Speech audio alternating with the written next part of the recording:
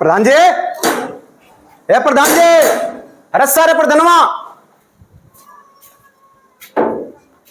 कहा सर है? ए बड़ा सुतल बड़ा आज मीटिंग हुआ, चला जल्दी। चल ठीक बा चल। ठीक बा। ठेकेदार, ए ठेकेदार का साला सुबह सुबह का चिल्लाते रहे बहुत। अरे 8 बजे ले सुतल बड़ा, ठेकेदारान ज्यादा थका दिले बड़ी का। अरे यार रात में लेट सुतवा तो उठवे करवा लेट। अरे आज तके पता बा आज मीटिंग बा। हाँ ठीक बा चला हाँ, आवतनी। थोड़ा जल्दी आवा। ठीक बा। प्रधान जी, ए प्रधान जी, कौन है सारे? तोर बाप तोर बोले के तमीज ना सिखाई ना, ये सिखाई ना रे तोर बाप। हैं तोर बाप का माना? हाँ बाप लेटेंगे हम गलत तेज जो। प्रधान जी, ए प्रधान जी। कौन रे सारे? हो ना देवे का? अरे सारे जेना बेटो बा वही ना बापू बा। अरे आज तो के पता बा आज मीटिंग बा। अरे जो सारे हम आओ तो नहीं होगे तो थे कम से कम। अच्छा ठीक बा। यार प्रधान जी यार काहे मीटिंग करता ना से यार कुल पता है सर क्या बात बैठल तो बाल रही यार मतलब कि कुछ पता ना चला मीटिंग होता है यार। पता चलिए यार प्रधान चले के लइका वो जो टेलर वो से बात कर लिया निकल के काहे टेलर से। सभी भाई लोगन के नमस्कार। नमस्कार प्रधान जी तो आगे ना। आ लाड़े के नमस्कार आगे ना झाटू प्रधान जी।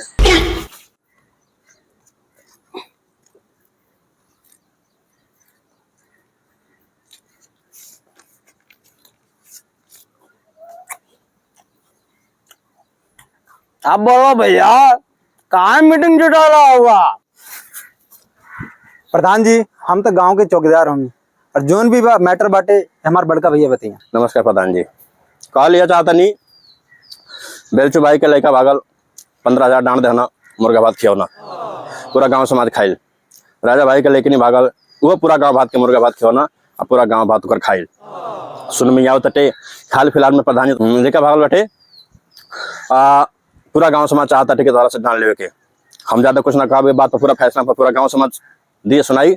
अगर डांड नहीं मिलल तो पूरा गांव समाज मिल के प्रधान जी गाड़ी में डंडा करी। तो हमसे डाल ले बका 17 गांव के प्रधान है हम तार भाई जब पकड़ाए तो हम जाकर फैसला करनी पलाने का फैसला हम करे नहीं तो हमसे डाल ले बोलो। प्रधान जी हम एगो बात अपन रखल चाहता नहीं ऐसा भइल कि हम ना जब मीटिंग रहे जब हमारी गाड़ी दिक्कत भई रहे सन तो मीटिंग भई रहे तो हम 2-3 आदमी के बोलेल रहने जे कुजात रहे और वो आदमी के पंचायत ही कहलस कि काहे के बुलावला तो हमरा से माफी मंगवावल गइल हो जा और एमे 1-2 आदमी कुजातो बैठल बाटे।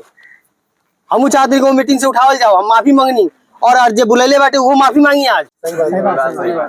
हाँ ठीक बा कुजती आदमी आगे बा उठी वैसे का कहतला तू हमके पंचायत से उठाई बात करता रह। जब हऊ राजू पेलचू यादव के घरे जब जाके खा सकेला कुजात होके तो हम एजा कुजात होके पंचायत में कहना बैठ सके नी। हम गलती कैले बानी ते पंचायत हमके कुजात कर दिल बा।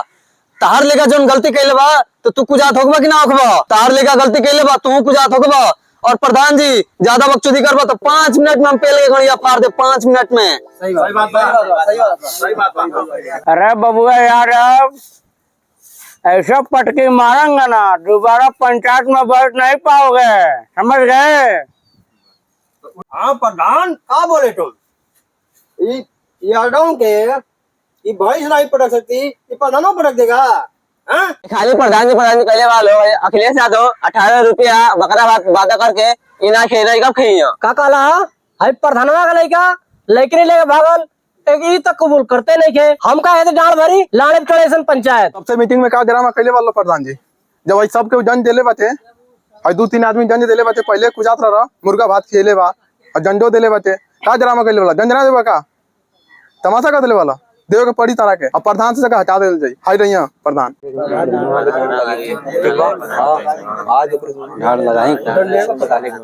प्रधान जी तो मानो तला के नहीं अपन गुना अपन ऐसी जौन तरी पर आरोप लगावल जाता थे पूरा गांव समाज तरी पर जौन आरोप लगाओ तटे बात के तू अगरी बड़ा के नहीं तो बताओ पूरा गांव समाज मिल के तारा के गांव से बेदखल करी कुजात कर दी। बताओ का कौन चाहता तुम? ना भाई हम डालो ना दे हम अपनी लड़का के घर से बेदखल कर देले बानी। हम कैसन पैसा दी भाई और कैसन डांट दी कैसन बकरा किया जइया हमार लड़का घर में आई वो दिन हम किया सही ना अपने गलती मानो। नहीं सही बात बा प्रधान जी, सही करना। जब लड़का के बेदखल कर लो, घर से बाहर कर लो ना, जब लड़का घर आए तब कोनो बात हो सकेला, इससे पहले कोनो बात ना हुई। अच्छा दूसरे के बेरी हब का अपन बारी आई ल तो अंगुरी काट के गान मन तरह। सही बात बा। प्रधान जी के प्रधान के डांड देवे के पड़ी। देख पड़ी अपनी बचाव खातिर तू अपने लड़का का बेदखल कैले बा, इससे गांव के कोनो लेना देना नहीं है। ना भाई, हम डांट ना दे, जोन पंचायत फैसला करे अब कर ले। चलो प्रधान जी। सही बात बा, चलो चलो। प्रधान जी तो गई ना, अब खेलो बकरा का आड़ू। अरे कुजात रही हैं। याद रही है ना? कुजात रही